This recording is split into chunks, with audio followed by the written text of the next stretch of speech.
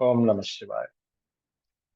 వ్యాస విరచిత సంస్కృత మహాభారతంలో ఆది పర్వంలో నేడు మనం 142వ భాగంలో 138వ అధ్యాయం చెప్పుకుంటున్నాం. ఇందులో మళ్ళీ భీమసేనుణ్ణి కౌరవులు దుర్యోధనాదులందరూ కలిసి విషపు ఆహారాన్ని తినిపించి గంగలో పడేయటం, అంటే దాదాపుగా భీమసేనుణ్ణి అంతమొందించేటువంటి ఉపాయాన్ని రచించారు కౌరవాలు. ఆ తర్వాత ఏం జరిగింది అనేటువంటివన్నీ కూడా ఈ అధ్యాయంలో చెప్పబడతాయి. ముందుగా దైవ ప్రార్థన చేసుకుని ప్రారంభించుకుందాం. ఓం శుక్లాంబరధరం విష్ణుం శశివర్ణం చతుర్భుజం ప్రసన్నవదనం ధ్యాయేత్ సర్వవిఘ్నోపశాంతయే. వ్యాసం వసిష్ఠనప్తారం శక్తేః పౌత్రమకల్మషం పరాశరాత్మజం వందే సుఖతాతం తపోనిధిం. వ్యాసాయ విష్ణురూపాయ వ్యాసరూపాయ విష్ణవే నమో వై బ్రహ్మనిధయే వాసిష్ఠాయ నమో నమః.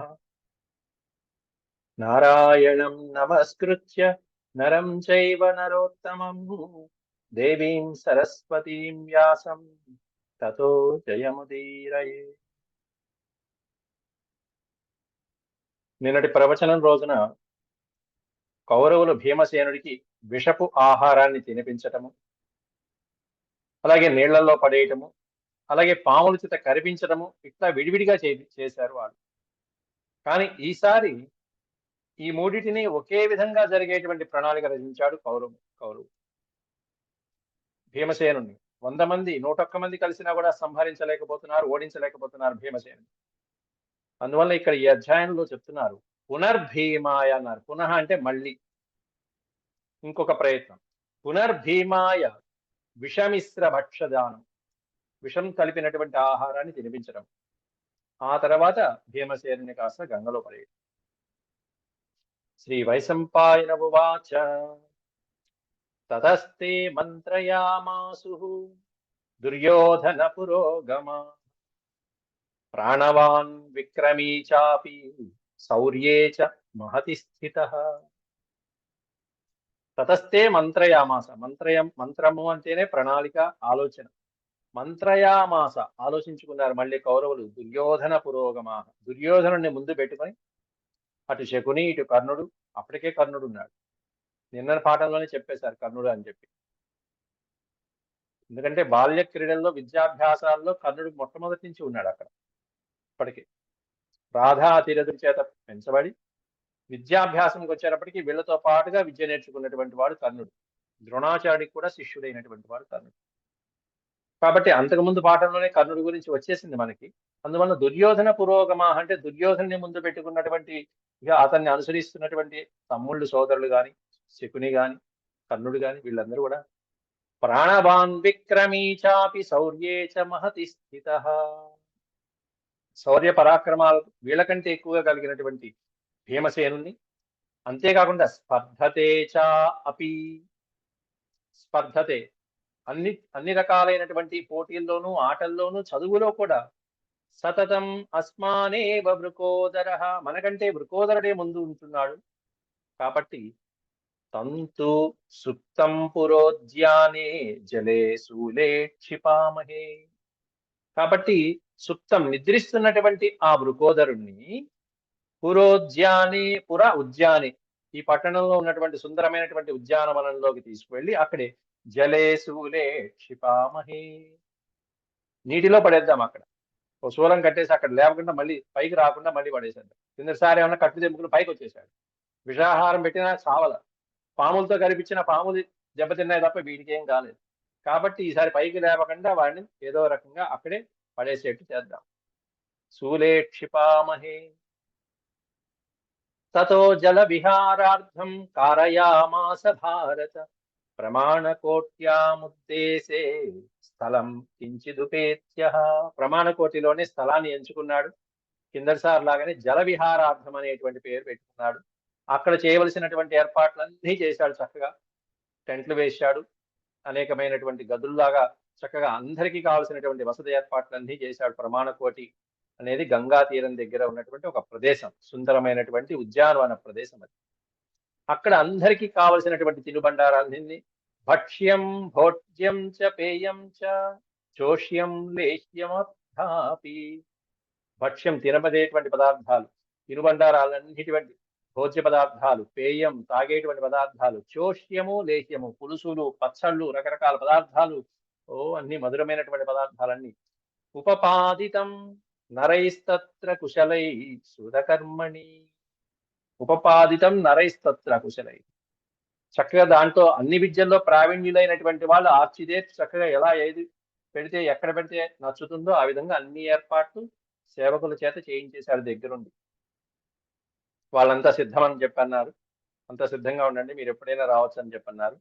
న్యవేదయం పురుషా ధార్తరాష్ట్రాయ వై తదా. న్యవేదయత్ అంటే నివేదించడం. అయ్యా అంతా సిద్ధంగా ఉంది, అన్ని ఏర్పాట్లు చేశాం, మీరు ఎప్పుడైనా రావచ్చు అని చెప్పి నివేదించిన తర్వాత తతో దుర్యోధనస్తత్ర పాండవానాః దుర్మతిః. దుర్మతిః దుర్యోధన, దుర్బుద్ధి కలిగినటువంటి ఆ దుర్యోధనుడు అక్కడ పాండవాన్ ఆహా, పాండవులతో అంటున్నాడు. ఆహా అంటే పలకడం. పాండవాన్ ఆహా, పాండవులందరితో కలిపి ఈ విధంగా పలుకుతున్నాడు. గంగాం చైవానుయాస్యామ ఉద్యానవన శోభితాం. ఉద్యానవనాలతో శోభాయమానంగా ప్రకాశిస్తున్నటువంటి సుందరమైనటువంటి ప్రదేశమైనటువంటి గంగాం చైవ అనుయాస్యామ. గంగానది తీరానికి వెళ్దాము, అక్కడికి వెళ్ళి ఆడుకుందాం. అక్కడ తోటలున్నాయి, సుందరమైనటువంటి జలపాతాలున్నాయి. సహిత భ్రాతర సర్వే, సర్వే భ్రాతర సహిత. సహిత అంటే మిళిత్వ, అందరూ కలిసి, అందరు సోదరులతో పాటుగా ప్రత్యువాచ యుధిష్ఠిరః, వాళ్ళందరితో పాటుగా ఇదే సహిత భ్రాతర సర్వే జలక్రీడాం అవాప్నుమః. అక్కడికి వెళ్ళి ఉద్యానవనాల్లో ఆడుకుంటూ, అంతేకాకుండా జలక్రీడాం అవాప్నుమః, జలక్రీడలు ఆడుకుంటాం. చక్కగా అద్భుతమైనటువంటి సరోవరాలు ఉన్నాయి, సరస్సులు ఏర్పాటు చేశాడు. అంతేకాకుండా పెద్ద పెద్ద దిగుడు బావులు ఉన్నాయి, బ్రహ్మాండమైనటువంటి వాటర్ ఫాల్స్ పెట్టించాడు అక్కడ అద్భుతంగా. మనం ఇప్పుడు షవర్ బాతులు అంట, అట్లాంటి షవర్ బాతులు యంత్రాలతో చేసినటువంటివన్నీ పెట్టించాడు ఇక్కడ. ఈనాడు మనం చెప్పుకుంటున్నటువంటి మిషనరీ ఆర్కిటెక్చర్ కానీ, లేకపోతే ఈ షవర్ బాతులు, రకరకాల అప్డేట్స్, పాలరాత ఇళ్ళు, గృహాలు, వీటన్నిటికీ కూడా ఆర్కిటెక్చర్ అంతా మహాభారతమే ఆది నాంది. నాంది పలికింది మహాభారతం మొట్టమొదట. అవన్నీ ఇక్కడ చెప్పుకుంటూ వస్తారు. జలక్రీడామవాప్నుమః ఏవమస్వితి తం చాపి ప్రత్యువాచ యుధిష్ఠిరః. ధర్మరాజుకి పాండవులతో అందరితో చర్చించుకుని ప్రత్యువాచ తిరిగి సమాధానం చెప్పాడు. ఏమని? ఏవమస్తు తథాస్తు ఏవమస్తు, అలాగే కాని అలాగే వెళ్దాం అని చెప్పి యుధిష్ఠిరుడు కూడా తన ఉత్తరాన్ని ప్రత్యుత్తరాన్ని వస్తామని చెప్పి అంగీకారాన్ని తెలియజేశాడు. ఇక వెంటనే రథాలతో బయలుదేరారు. తే రథైర్ నగరాకారైర్ దేశజైశ్చ గజోత్తమైః. గజాల మీద ఎక్కి వెళ్ళేటువంటి వాళ్ళు, రథాల మీద ఎక్కి వెళ్ళేవాళ్ళు కొంతమంది, అశ్వాల మీద వెళ్ళేవాళ్ళు కొంతమంది. దేశజైశ్చ, ఆ ప్రదేశాలలో దొరికేటువంటి అనేకమైనటువంటి జంతువులు, అనేకమైన వాహనాల మీద ఎవరు పడితే వాళ్ళు హాయిగా విహారంగా వెళ్ళిపోతున్నారు. ఒకళ్ళకి ఏమన్నా గుర్రం ఇష్టం, ఒకళ్ళకి ఏనుగు ఇష్టం, ఒకళ్ళకి ఇంకోటి ఇష్టం, రకరకాల వాహనాలు. ఒకరికి వాహనం చూస్తే ఒక్కొక్క కుర్రాడికి బ్రహ్మాండమైనటువంటి వాహనాలు చూస్తుంటే ఒకసారి బైక్ అంటాడు, ఒకటి కారు అంటాడు, అట్లా అంటారు. ఆ విధమైనటువంటి వాహనాలు, అది వరకు చతురంగ బలాలు ఏవైతే ఉంటాయో చతురంగ బలాలని తీసుకుని వెళ్తున్నారు. ఇవన్నీ ఉద్యానవనంలో విహరించడానికి, ఇవన్నీ బాల్య క్రీడలలో భాగాలు ఇవన్నీ కూడా. నిర్యయుర్ నగరాత్ శూరాః. ఇది విడతీస్తే నగరాత్ శూరాః, నగరము నుండి బయటకు వచ్చినటువంటి వీరులు, పరాక్రమవంతులు, శూరులైనటువంటి ఆ పిల్లలు. కౌరవాః పాండవైః సహ, పాండవులతో పాటు బయటకు వచ్చినటువంటి శూరులైనటువంటి కౌరవులందరూ కూడా. ఉద్యానవనమాసాద్య విసృజ్య చ మహాజనం. మహాజనం విసృజ్య, అక్కడ వాళ్ళతో పాటు వస్తున్నటువంటి జనాల్ని, పౌరుల్ని అందరినీ విసృజ్య అంటే విడిచిపెట్టి, ఉద్యానవనమాసాద్య అంటే నగరం దాటి బయటకు వచ్చేశారు, గంగానది పరిసర ప్రాంతాలకు వచ్చారు. అక్కడ ఉద్యానవనంలో హాయిగా వాళ్ళు ఏదైతే ఏర్పాటు చేసుకున్నారో ఆ ఉద్యానవన ప్రాంతానికి వచ్చారు. విశంతి స్మ తదా వీరాః సింహా ఇవ గిరేర్గుహాం. గిరేర్గుహాం, సింహము గిరి గుహలో ప్రవేశించినట్టుగా. గిరి అంటే పర్వతము, గిరి గుహ అంటే పర్వతము మధ్యలో ఉన్నటువంటి కొండ గుహలోకి సింహాలు ప్రవేశించినట్టుగా ఇక్కడ వీరాహ విశంతి స్మ, వీరులందరూ కూడా ఆ ఉద్యానవనంలో ప్రవేశించారట. సింహాల్లో ఒక్కొక్కడు ఒక సింహంలో ఉన్నాడు. గుహలో సింహం ప్రవేశించిందా అన్నట్టుగా ఒక్కొక్కడు ఒక టీవీగా, బ్రహ్మాండమైనటువంటి రాజటీవీగా ఈ పురుష సింహాలు, ఈ రాజసింహాలు, ఈ కుర్ర సింహాలు బయలుదేరి ఉద్యానవనంలో ప్రవేశిస్తున్నాయి. అందరూ కుర్రాడు. ఉద్యానమభిపశ్యంతో భ్రాతరః సర్వ ఏవతే.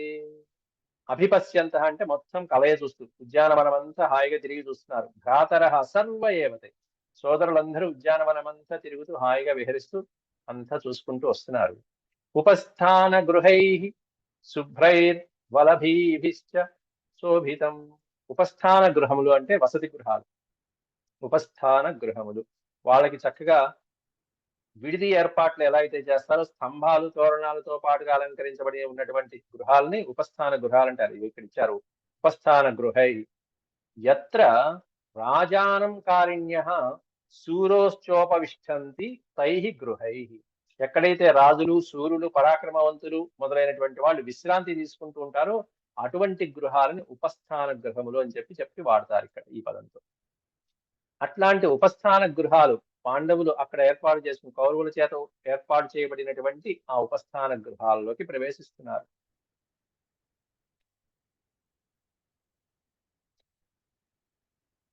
ఉపస్థాన గృహై శుభ్రై వలభీభిశ్చ శోభితం. చక్కటి అలంకారాలతో శోభాయమానంగా ఉన్నటువంటి ఆ వసతి గృహాలలోకి ఉద్యానవనం అంతా కలయి తిరిగి చూసి ఆ గృహాల్లోకి ప్రవేశించి గవాక్షైకై గవాక్షకైస్తథా జాలైర్యంత్రైః సాంచారికైరపి. గవాక్షములు చక్కగా, గవాక్షకై అంటే చూడటానికి ఆ వాళ్ళ యొక్క వసతి మందిరం నుంచి చూడటానికి సుందరమైనటువంటి ప్రదేశాలు కనిపించేటువంటి పెద్ద పెద్ద వాతాయనాలు, కిటికీల్లాగాను ద్వారాలు, మంచి మంచి ద్వారాలు ఏర్పాటు చేశాడు. జాలైర్యంత్రై, యంత్రం అంటే మనకి తెలుసు మిషన్స్ అని. జాలై యంత్రై అన్నారు. యంత్రజాలములు అంటే జలములు పడటానికి ఏవైతే ఉపయోగంగా యంత్రాలు బిగిస్తూ ఉంటారో, పైనుంచి నీరు పడటానికి ఏ యంత్రాలు అయితే బిగిస్తారో అటువంటి జల యంత్రాలు కనిపిస్తున్నాయి అక్కడ. అంటే ఈనాడు మనం చెప్పుకునే షవర్స్, లేకపోతే పైనుంచి నీళ్లు పడే వాటర్ ఫాల్స్ పడటానికి పడేటువంటి పెద్ద పెద్ద మోటార్లతో పడేటువంటి యంత్రాలు అటువంటివి. మనం ఎక్కడైనా కొండ చర్యల పైకి వెళ్ళి వాటర్ ఫాల్స్ పడుతుంటే కింద స్నానానికి అక్కడ నుంచి స్నానం చేస్తూ ఉంటారు. అట్లాంటివి మిషన్స్ తో పెట్టాడు ఆనాటి కాలంతోనే దుర్యోధనుడు, వాడి దుంపదగా. ఆనాటికి తెలివితేటలు అలా ఉన్నాయి. ఇప్పుడు వచ్చాయేమో అనుకుంటాం మనం. యంత్రై జాలై, దీనికి కింద చక్కటి మీనింగ్ కూడా రాసి ఉంటారు చూస్తే. ఇదిగో యంత్రైర్ జలయంత్రై అని ఇచ్చాడు ఇక్కడ. యంత్రై జలయంత్రై, యంత్రములతో నిర్మించబడినటువంటి జలాలకి సంబంధించి నీరు పడటానికి, ధారలతో పట్టడానికి ఉపయోగపడేటువంటిది ఏదైతే ఉంటుందో అది జలయంత్రై. ఇప్పుడు మనం వాడుతున్నటువంటి ఇంజనీరింగ్ టెక్నాలజీ అంతా అక్కడ అట్లాంటివన్నీ కూడా ఏర్పాటు చేసుకొచ్చేసాడు అక్కడ. కాబట్టి గవాక్షకైస్తదా జాలైర్యంత్రై సాంచారికైరపి సమ్మార్జితం సౌధకారైశ్చిత్రకారైశ్చ చిత్రితం దీర్ఘికాభిశ్చ పూర్ణాభిస్తదా పుష్కరణీషు చ. అద్భుతమైనటువంటి దిగుడు భావులు, నీళ్లలో కింద దిగి స్నానం చేయడానికి సరోవరాలు కానీ, సౌధాలు కానీ, అద్భుతమైనటువంటి ప్రాకారాలు కానీ అన్ని చిత్ర విచిత్రమైనటువంటి విధంగా, అంటే ఆకట్టుకునేటువంటి విధంగా ఏర్పాటు చేశాడు అక్కడ దుర్యోధనుడు. దీర్ఘికాభి అంటే పెద్ద పెద్ద దిగుడు భావులు, లోతైనటువంటి దిగుడు భావులు. లోపలికి వెళ్ళి స్టెప్స్ లాగా ఉండి లోపలికి వెళ్ళి కొన్ని దేవాలయాల్లో మనం చూస్తూ ఉంటాం. కోనేరు మెట్లుంటే మెట్ల కిందకి వెళ్ళి లోపలికి వెళ్ళి ఆ నీళ్ళ జలాశయాల్లోకి వెళ్ళి హాయిగా స్నానం చేసి మళ్ళీ మెట్లెక్కి పైకి వస్తూ ఉంటాం. అలాంటివి. అలాగే దిగుడు భావు అలా వెళ్ళి వాటిని దీర్ఘికాభి అంటారు. బాగా లోతుగా ఉన్నటువంటి దిగుడు భావం. అలాంటివి కూడా కనిపించాయి. కొంతమంది ఇక్కడ ఆడుతున్నారు, కొంతమంది అక్కడ ఆడుతున్నారు. పూర్ణాభిస్తదా పుష్కరణీషు చ, పుష్కరాలు కూడా ఉన్నాయి. పుష్కరణి అంటారు మనం, కోనేరులు, పుష్కరణీలు. అట్టా జల క్రీడలు విభిన్నమైనటువంటి మార్గాలు ఎన్నైతే ఉన్నాయో అన్ని ఏర్పాటు చేశాడు వాడు దుర్యోధనుడు అక్కడ. జలం తత్ సుశుభేచ్ఛన్నం పుల్లైర్జలరుహైస్తదా. శుభ్రమైనటువంటి రకరకాలైనటువంటి జలాలకి సంబంధించినటువంటి క్రీడలు ఏవైతే ఉన్నాయో అవన్నీ ఏర్పాటు చేశాడు అక్కడ దుర్యోధనుడు.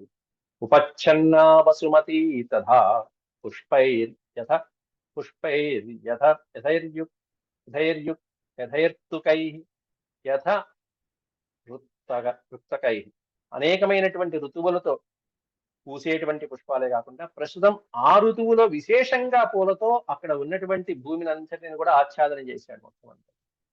ఆ ఋతువులో విశేషంగా వచ్చేటువంటి పుష్పాలు ఏవైతే ఉంటే ఆ పుష్పాలతో వసుమతి భూమిని అంతటిని ఆ ప్రాంతాన్ని అంతా కూడా ఉపచ్ఛన్న పైన హాయిగా కప్పేశాడు, పుష్పాలతో కప్పేశాడు. అట్లా తత్రోపవిష్టాస్తే సర్వే పాండవాః కౌరవాశ్చ. తత్ర ఉపవిష్టాః, ఉపవిష్ట అంటే విశ్రాంతి తీసుకున్నారు, కాసేపు కూర్చున్నారు, జలవిహారం చేశారు, ఆడుకున్నారు, పాడాడుకున్నారు. సర్వే పాండవాః కౌరవాశ్చ, కౌరవ పాండవులందరూ హాయిగా ఉన్నారు. ఉపచ్ఛన్నాన్ బహూన్ కామాంస్తే భుజంతి తతస్తతః.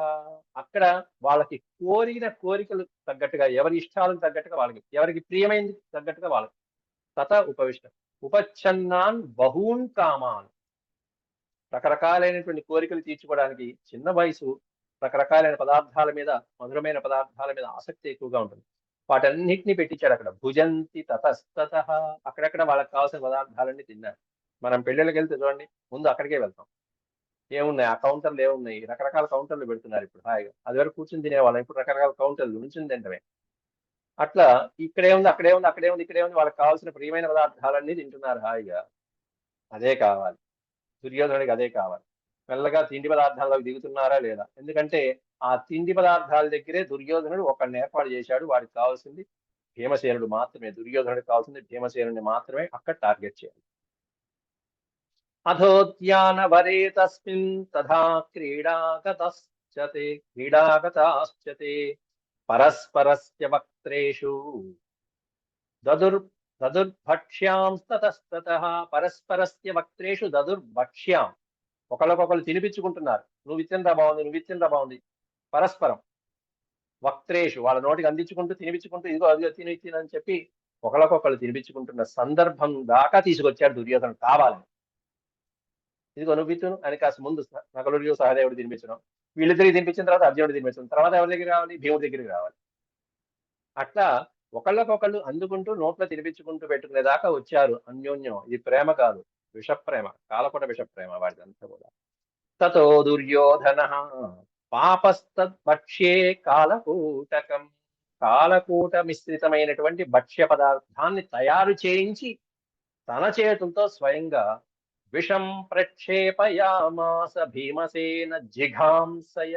జిఘాంసయ అంటే చంపడానికి, భీమసేనుణ్ణి చంపడం కోసం. జిఘాంసు సంహరించడం. భీమసేన జిఘాంసయ, భీమసేనుని సంహరించాలనేటువంటి కోరికతో కేవలం ఒక వంటవాణ్ణి పెట్టించి వాడితో ఇదిగో కాలకూట విషమిశ్రితమైనటువంటి పదార్థాన్ని సిద్ధం చేయించి దుర్యోధనుడు స్వయంగా దాన్ని స్వయముత్థాయ, తన చేతులతో దాన్ని తీసుకొచ్చి స్వయముత్థాయ చైవాద హృదయేన క్షురోపమః, కాలకూట విషాన్ని తన చేతులతో తినిపించి దుర్యోధను ఇంకా భీమసేనుడు ఇంకాస్త ఇంకాస్త ఇంకాస్త.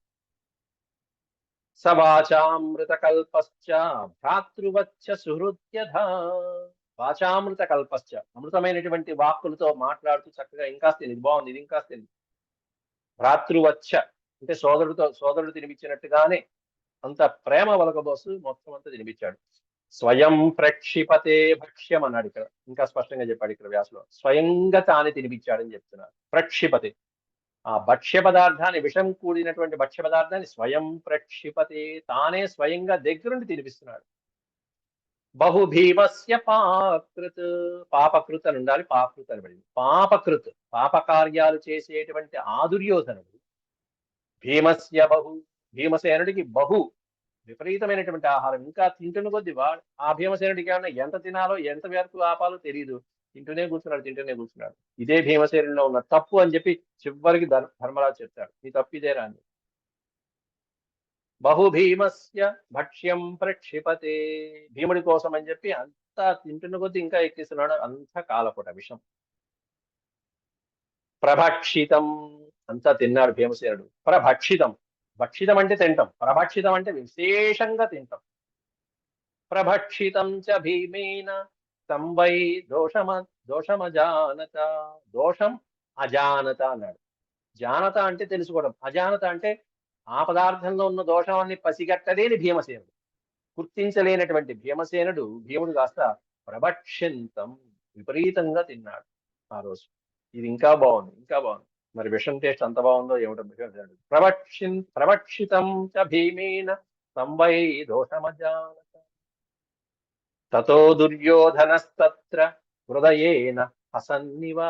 లోపల లోపల నవ్వుకుంటున్నాడు. హసన్ అంటే, హసనము అంటే నవ్వు. ఎక్కడ నవ్వుకుంటున్నాడు దుర్యోధనుడు అంటే హృదయేన హసన్నివా. ఎందుకు నవ్వుకుంటున్నాడు? కృతకృత్యమివాత్మానం మన్యతే పురుషాధమ. అద్భుతమైన టైటిల్స్ వాడతారు కాబట్టి వ్యాసుల వారు మాత్రం దుర్యోధనుడికి ధృతరాష్ట్రుడికి. పురుషాధముడైనటువంటి వాడు, పురుషోత్తముడైన మనం వాడతాం. కానీ దుర్యోధనుడు అధముడు, నీచుడు, నికృష్టుడు. పురుషులలో అధముడు ఎవడన్నా ఉంటే టైటిల్ ఫస్ట్ వాడితే ఇవ్వాలి అన్నట్టుగా చెప్తారు వ్యాసుల వారు. ఆ పురుషాధముడైనటువంటి దుర్యోధనుడు కృతకృత్య ఇవ ఆత్మానం మన్యతే. నేను అనుకున్న పని చేశాను, నేను కృతకృత్యున్నయ్యాను, అనుకున్నది చేసేవాడిని కృతకృత్యుడు అంటారు. కృతం అంటే చేయబడినది, కృతయుగం అంటే ఆ యుగంలో ఇంకా చేయడానికి ఏమీ లేకపోతే దాన్ని కృతయుగం అంటారు. కృతం, సంస్కృతంలో కృతం అంటే చేశాను, ఆల్ డన్. కృతకృత్యం ఇవ ఆత్మానం మన్యతే. నేను అనుకున్నది సాధించాను కదా అని చెప్పి ఈ పురుషాధముడు హృదయేన అసన్నివా, లోపల లోపల నవ్వుకుంటున్నాడు. అది వాడి అంతరంగం, విషము చిమ్మినటువంటి అంతరంగం. తతస్తే సహితా సర్వే జల క్రీడామకుర్వత. మొత్తం అందరు కలిసి మళ్ళీ జల క్రీడలకు వెళ్ళారు. ఒక్కసారి జల క్రీడలకు వెళ్దాం పదండి పదండి అని చెప్పి మెల్లగా డివైడ్ చేశారు. తిండి తిన్నారు హాయిగా, ఇప్పుడు జల క్రీడలు. జల క్రీడలతో విపరీతమైనటువంటి ఆహారం, ఆకలి వేస్తూ ఉంటుంది. తినాలి, ఆడుకోవాలి, తినాలి, ఆడుకోవాలి. అందువల్ల అన్ని ఏర్పాట్లు చేయించాలి. మళ్ళీ జల క్రీడలకు వెళ్దాం పదండి అన్నారు. ఎక్కడి వాళ్ళు అక్కడ సైడ్ అయిపోవాలి మళ్ళీ, ఎందుకంటే భీముని ఒక్కడిని టార్గెట్ చేయాలి, భీమసేనుని. పాండవా ధార్తరాష్ట్రాశ్చ తదా ముదిత మానసా. ముదిత అంటే సంతోషించినటువంటి మనసులతో పాండవులు, ధార్తరాష్ట్రులందరూ కూడా ఆ ఏర్పాటు చేసినటువంటి జల క్రీడలకి ఎన్ని రకాలైతే ఏర్పాటు చేశాడో వాటన్నిటితో ఆడుకుంటున్నారు, ఈతలు కొడుతున్నారు, తేలుతున్నారు, ఒకళ్ళ మీద ఒకళ్ళు నీళ్లు చల్లుకుంటున్నారు. విహారావసధేష్వేవ వీరా వాసమరోచయన్ భీమస్తు బలవాన్ భుక్త్వా వ్యాయామాభ్యధికం జలే. జలంలో అధికమైనటువంటి వ్యాయామం ఎక్కువ అవడం చేత భీమసేనుడు కాస్త అలసట పొందాడు, శ్రమ పొందాడు. వాహయిత్వా కుమారాంస్తాం జల క్రీడగతాంస్తదా.